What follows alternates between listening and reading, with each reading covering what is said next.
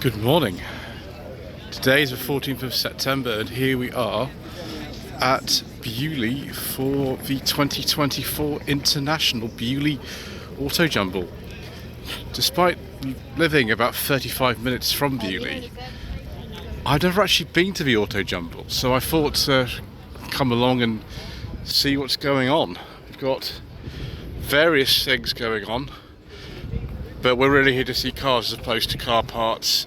I've already seen a lady carrying a spoiler for a Mark 6 Ford Escort, and someone carrying a little tiny radiator fan for something else. But we've arrived at the bottoms area. I think certain of the cars inside, I'm not sure I'll be able to film, but we'll have a look at these ones outside, and then we'll go into the sort of main area for the Autojumble. This is crazy. A Starley Lotus Sprite. Lot number 510. I wonder if a little information sheet gives me any more details about this. 72 Starley Lotus Sprite Mark 1, 15 to 25,000 pounds. Yeah. I don't know what to say about that. It's obviously been in storage for a while. Probably needs a bit of work, but yeah. Really like to think off a Mark 1 Granada, that. Something a bit more familiar. This R107 Mercedes-Benz 350 SL. Personal plate, I assume that comes with it. Let's have a look. Interested parties should know that this car has always been maintained by the man's own garage, and consequently there are no bills or receipts on file. It's offered with a V5 only. 78 this one. We can see there's bits of corrosion coming through there, but that's not serious, really, is it? Depends what you want, how far you want to go with it. Got the hard top, 10 to 15,000 pounds. That's quite cheap for one of these, actually.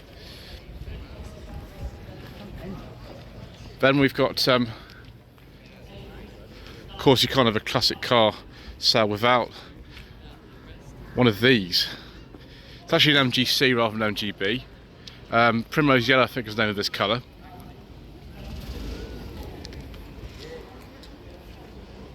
And this is a 1968, 18 to 25,000 pounds. Okay, yeah, bonnet bowls, of course, with the C's. Didn't sell particularly well because they weren't that much faster than the B's, and they were, well, nose heavy and a bit more expensive to run because you've got a 6-cylinder on the 4-cylinder.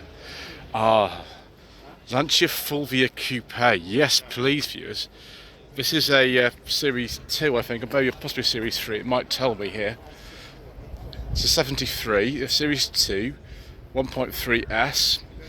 These cars cost about the same money as Jaguar E-Type in this country, so they didn't sell very well over here. But I think they are a very pretty car, the Fulvia Coupes. Most of them you see over here are actually left-hand drive, of course. We've got a Ford Consul, the Mark II. It's not perfect by any means, but it doesn't look too bad. 8 to 12,000 pounds is a 58. Typical 50s colour, isn't it? It's extraordinary. Oh, it's one of these replica things. This is an Excalibur. Oh, yes, it is. I'm not ever sure I've seen an Excalibur before. It looks a bit like a Mercedes-Benz SK, but of course it's not. This is from 1973, this one. It's a Series 2, 30 to 40,000 pounds. There's a video on the Ed Auto Reviews channel of him looking at the Excalibur. Those are Volkswagen Beetle rear lights, aren't they? An extraordinary car. Mark II Jaguar, this is a 3.8. If it's a manual, if it's a genuine 3.8, it'll be worth quite a lot of money. 63, yeah, is a Mark II 3.8 manual, 20 to 30,000 pounds. Please note the chassis number is something and not that as catalogued. Okay, fair enough. Somebody else made an input error somewhere in the past. Very nice, absolute quintessential classic, isn't it? Then we've got a Pagoda SL here. 69 to 70 registration, 280 SL. I think we finished about 71, so this is quite a late one. Automatic, most of them I see are automatics. Ooh, is that a beige leather interior, viewers? Very nice. So it's a 1970, this one. 70,000 pounds, okay. I think it's an older restoration, this, but they're very, very valuable, these pagodas now. Very nice. Also got this Porsche 911. I'll just check it's actually a turbo before I say anything. No, it's a Carrera. It's a 3.2 from 84, 45 to 55,000 pounds. Actually still an original plate rather than a personal plate. That's rare for one of those. Then we've got absolutely quintessential classic in this 1966 Austin Mini Cooper S in this colour. Beautiful. It's prepared for competition. 28 to 36,000 pounds. Yeah, they're worth a lot of money, these early Cooper S's. Auction actually going on there. Presumably you have to get a catalogue to go in. I don't know exactly, but I'm assuming you do. I mean, I'll try to get in. I'll see what they say if I can go in. But you know, we will continue out here for now. MGTC, I think this is. It's a 1949. It's up to 15,000 pounds. Gosh, it's not very expensive, really. Green leather interior and sort of beige paintwork. It's the other way around than what I prefer, but you know, I'm sure it's fine. Something rather large here.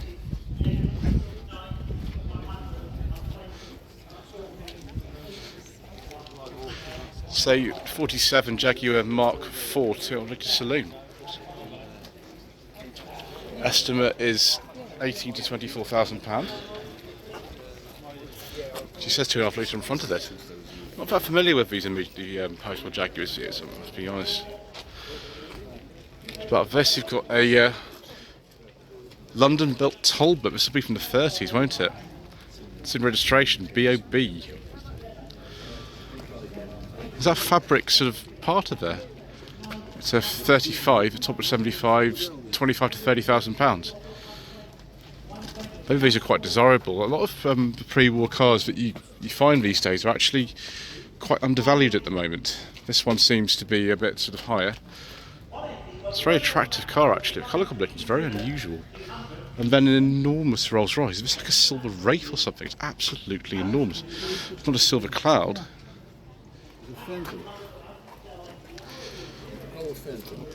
Gosh, it's from the 70s, this one. Yeah, it's a 75, no, not Silver Wraith, Phantom 6, what am I talking about? Silver Wraith was from the 40s or 50s. This is something the Queen Mother used to have. It's absolutely huge. Absolutely enormous thing. I think they made until like 91, these Phantom 6s. 50 to 70,000 pounds, okay. What about this much older one? I think it's a 20s Rolls Royce, isn't it? I've got to stand back to get this all in the frame. It's quite big. We're in this sort of larger section clearly over here.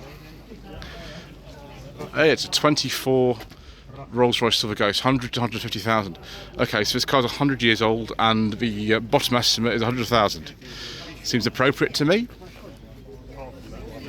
Excellent. I'll just skip that Land Rover because I suspect we haven't got a V8 in there. We've probably got something else in there we can't talk about on the channel. Then a DS. This is a decapotable, isn't it? It's a right-hand drive. Gosh, that is a very, very rare car. Smells beautiful. 62. ID19. So this is the lowest spec version actually, this. 60 to 80,000 pounds. I drove a DS recently on the channel actually. It was a 64. But it was just this normal version, although it had been imported from South Africa. It must be rare to find one of those in right-hand drive. Another DS here, much later one. Left-hand drive this time, 73. It's a 20 Palace. I mean, even when this car was, you know, in the later stages of production, it was still very futuristic. I suppose it is even now. 20 to 30,000 pounds, okay. And then this is a It's a Silver Wraith 2, this. It's based on a Silver Shadow 2. It looks like people are very much taken with this and taking a very close look. I can't blame them for that. So one of the last of 1980, 10 to 15,000 pounds. Interestingly, this has a cloth interior. It's not a leather interior, it's a cloth interior. I assume I can open the door without being ostracised for doing so. There we go, yeah, cloth interior. Thank you, autofocus, for messing up my video. Right. Yeah, very good. Right, next bit, we'll have a look at this. I presume this is a Cadillac. It's not a 59 because the rear lights are different from that. What if it's like a 58 or a 60 or something? Oh, it's a 60, okay. Series 6200. I thought it was called the Series 2, but 62. Estimate 48 to 52,000 pounds. Such a big car. I think I prefer this, which is a 2005 Aston Martin V12 Vanquish Coupe. Is that? Oh, she's not open, that's a shame. It looks like there's a beige leather interior for a second there, viewers. I've got excited. It is dark green though, so you know, that's good. And then an Alpine GTA. I think these were sold as just a Renault GTA in this country. The Alpine name was used by, at the time, was used by Peugeot Talbot. The sign reviews, that's not very good, is it? It's 1990. Yeah, Renault GTA V6 Turbo. It's got Alpine stickers on it, but it's just marked over here as the GTA. 25 to 45,000 pounds. It's a very wide estimate on that. Then got a Lancia Aprilia. And before you say it, yes, I've watched Ian Seabrook's review of one of these he did just recently. I have seen that video. 37 this one, pillarless saloon, 15,000 to 20,000 pounds. Such a sort of advanced car for the time. I'm not really that keen on these sort of 30s cars. They're a bit difficult to drive, and I just don't know anything about them. But some people like them, don't they? See if this Rolls-Royce Phantom's open. No. That's a shame because it's got a beige leather interior with wood. And I do like a nice beige leather interior, viewers. 2011, 70,000 pounds. It's a Ghost, sorry, not a Phantom, it's a Ghost. So one have to apologise at the end of every video, is it? Absolutely terrible video. So this one is a Bentley. Say 47 Mark 6, 4.25. The Mark 6 is a very early one. Excellent. I thought the Mark 6 looked quite different from this. Let's if I look at that again. So it's a 4.25, sure, but I thought the Mark 6 was quite different from this. This is a Mark 6, okay. Maybe it's got a special body on this or something. 35 to 50,000 pounds. I suppose that's fair for something like that. It's an interesting colour as well. Now this is it. This is more what I associate with a Mark 6 Bentley. So it is a different design from the standard one. That's a standard Mark 6. It could be an R-Type actually. The R-Types have a different boot. That's really the only way you can tell. Yeah, this is a Mark 6. It's a 4.9 litre saloon, so it's a later one. 20 to 30,000 pounds. That doesn't seem expensive to me at all. But then again, a lot of these are just not expensive.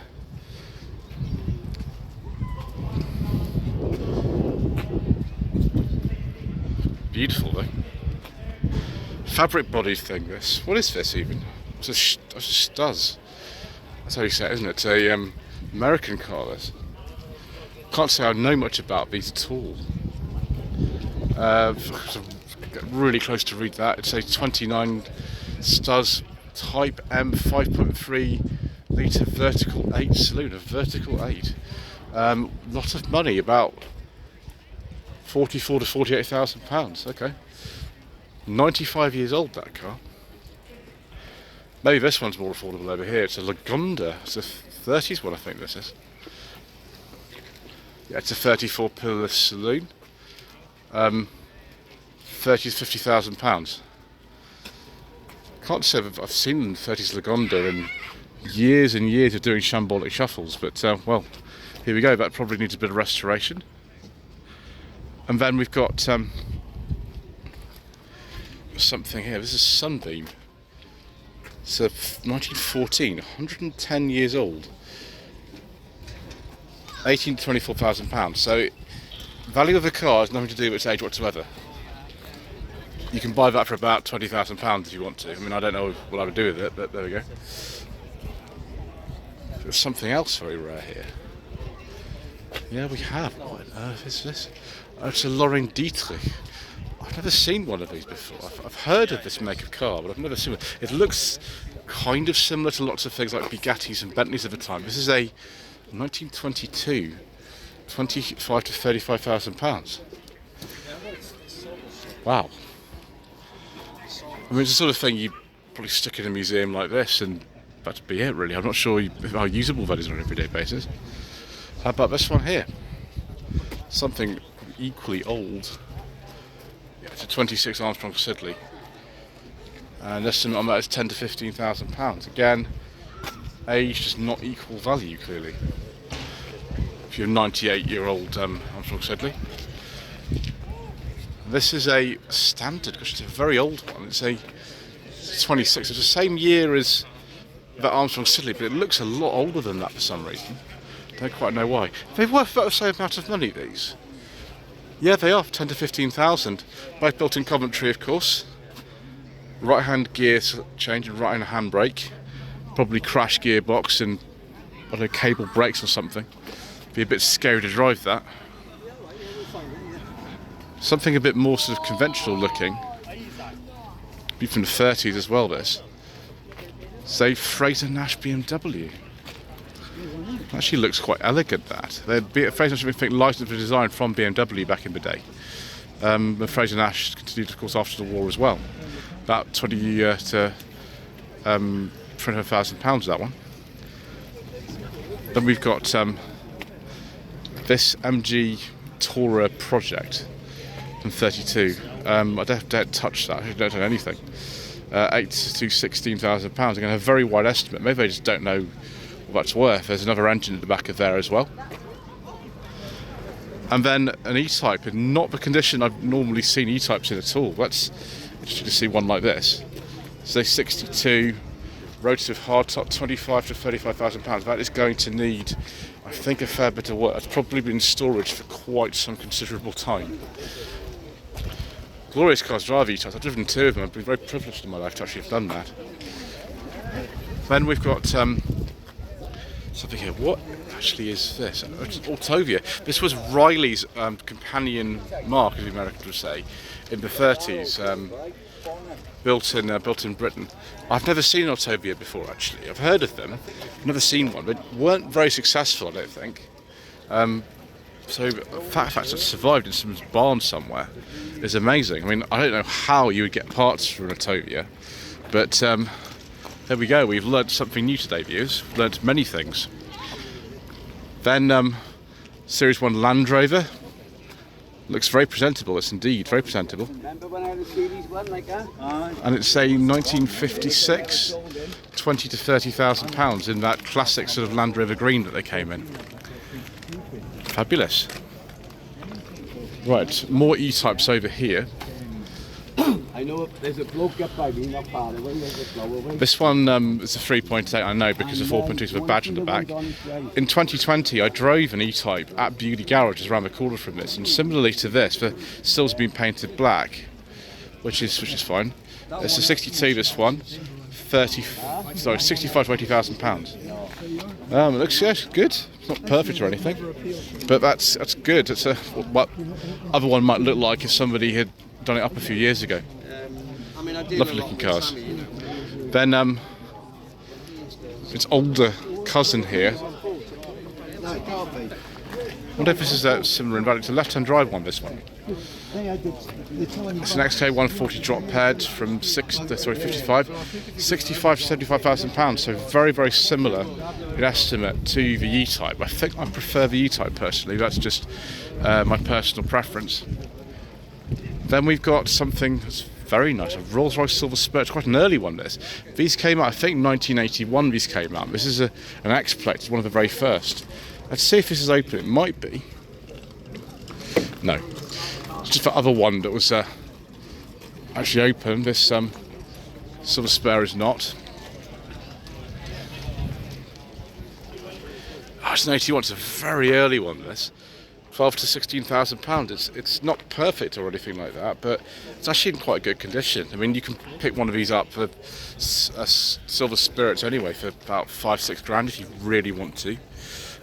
Maybe not advisable. Oh, that is what is that? I don't think I've ever seen something like this before. Oh, it's a replica thing, isn't it? Dowset. Once they've finished posing the photographs, we'll take a look at the information sheet. It's like a modern recreation of the 50s race. It's a 2022 Tipo 184 monopostal. Monopostal just meaning single driver's seat. Yeah, about 25,000 pounds. I don't know how you value something like that. The exhaust is, well, dangerous. Don't touch that, viewers. That'd be bad. Right, we've just got a couple more here. I think, yes, Singer. This is Singer 9 Le Mans. Ooh, viewers. Singer 9 Le Mans. We like these very much. Yeah, it's a 37 Sports Tourer. A friend of mine used to have one of these. His father had left it to him, and he actually crashed it when he was learning to drive in a field. I'm not joking. Yeah, I learned to drive a Singer 9 Le Mans in a field, and I crashed it into a fence, which he did. He was about 12. Anyway, that's a strange story. So some Ferrari action to finish off this section. Left-hand drive Ferrari action. It looks like a 456, but I think it's the later version, whatever this is called. Let's take a look at the information sheet. I'm not so good on these. Oh yeah, it's for 612 Scaglietti from 2007. I mean, that's very nice. I like the colour of that. That is, it's a very tasteful colour. I'm not sure I'd be able to afford to run it, but there we go. What is estimate on this? It's 42 to 50,000 pounds. I mean, that's it's very nice. I like that. Just realised that I missed this. We can't go into the building there because it's £30 for a catalogue to get in, which is double what I paid to actually enter the event, so I'm not going to do that, viewers. 964 MGB Roadster, 8 to 16,000 pounds. Again, this is kind of one of the earlier ones, launched 2 years before in 62. It's not one of the very first, but it is very early because it's got the pull door handles as opposed to press button ones. So it needs restoration. Sure, we can see paint bubbling and corrosion on the wheels and things like that, but these early ones are actually quite desirable now. Right, let's go into the next section then, since we can't get into that building. Cycle Carts UK, inspiration car, based on a Fraser Nash, based on a Bugatti T37A, and based on ERA 3A. It's a cheap way to run your own racing car, isn't it, viewers? What on earth is this? It's a right-hand drive Cord 812. Tetanus. Cord, one of those makes that just is not, well, not remembered by most people now. I mean, they think we're in our business in the late 30s. One of these luxury makes that just was launched around the right time. I know Mr. Richardson Furious Driving has done a video on a Cord, which is one of his kind of things that he was very keen to do. And we got some interesting artwork here. Interesting artwork here on this, I think it's a Citroen Beg Popular, isn't it? Very kind of 70s looking thing. Obviously that's got much more powerful engine than the original side valve on it. And we've got a mini version here as well.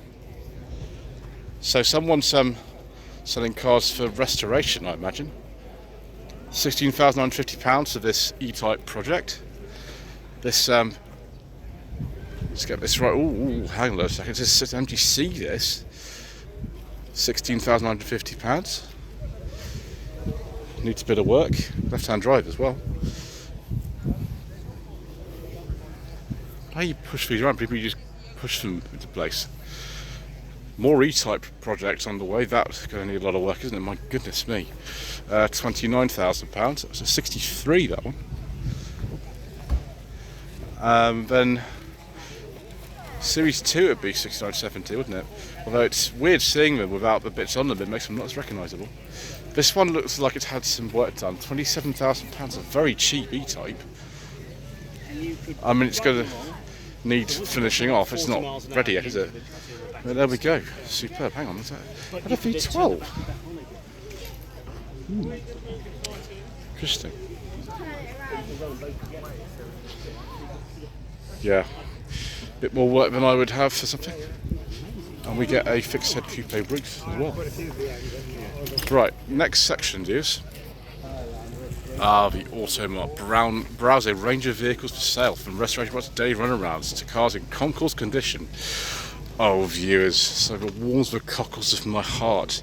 As a member of the Datsun Owners Club on Facebook, catering for all pre-1995 Datsuns and Nissans, this is fantastic. Look at this. Say 1975 Datsun 120Y van. It is 3,995, two-door. It's got the 1.2 A12 engine is used in this, and the cherries. You'll be driving home in it today. Yes, for just 3,995. Exactly. All close off. My gosh, it's left-hand drive. You just don't see these at all, do you? Like right-hand drive or anything. Look at the dash. I mean, this is a bit earlier than the sort of stuff that I know about in terms of the Datsuns. But the gentleman there said it could be yours. Didn't know even Mr. Bill said it this time. What on earth is that? Oh my gosh, it's a Land Rover Defender 130 from 1990, £15,000, and it's got a 3.5 litre V8. It's a Gypsy Caravan with a Land Rover at the front. Yeah, I don't know what to say, viewers. As the gentleman says, this could be yours for £15,000. Wonderful. And then we've got this Ultima GTR from 2005. Right, £60,000 this one. Call 0770827 excellent. The only time I've ever seen one of these before was on Top Gear back in the day. But there we go. Someone's got a Polo Blue Motion for sale as well. We'll have a maybe look at that in a second, because I think we might have to contend with a certain issue what we don't talk about, but there we go. A very late minivan, one of the absolute last. An 82, right at the end of production for these. Still got the old doors, old door handles, sliding windows, and the plain grille from the Mark 1 minivans, all the way through to the end, and this is right at the end. £17,000. Call 07964 263 069. As Mr. Bill from the Fuel Power channel says, because he's into minis, this could be yours. And then we've got a W123 Mercedes-Benz. 8283 registration, this one. Information sheets in the back, let's have a look. It's a 230e, 3995. It's registered January 83. It's an automatic. Set of wide wall tyres included. Call Matt on 07733894346. That looks good. I mean, these do have problems with rust, as Mr. Richardson from the Furious Driving channel is finding out at the moment. But that's rather nice. I quite like that. What if Mr. Miller from Miller Corner would also like to see that? Maybe he's here somewhere. WR129 Mercedes-Benz SL320. This is a facelifted one. It is been off road for 10 years. I presume it needs an MOT and things. Running restoration 3850. 079 6.4 to go to the bottom one. 1.80551. Could either clean, but it doesn't look too bad. I mean, who knows if that's actually going to sort of go through the MOT straight away. We don't need to worry about MOTs for this one so much. This Austin here. It's 1954 Somerset Coupe. That looks rather nice. How much is that? £19,500. Registration number apparently alone is worth £3,000. So you've got umbrella, handbrake and column change. Very 50s. It's a typical thing. There we go, 07801 005 629. You know the drill by now, guys. I'm not going to repeat that again. Alright then, I'll leave you to This one's apparently not for sale, but it's advertising a Jaguar XJS, so perhaps it's a good place for us to stop part one. Thank you ever so much indeed once again for watching. Please don't forget to subscribe to the channel, like this video, comment below, and we shall see you again very soon for some more incorrect information.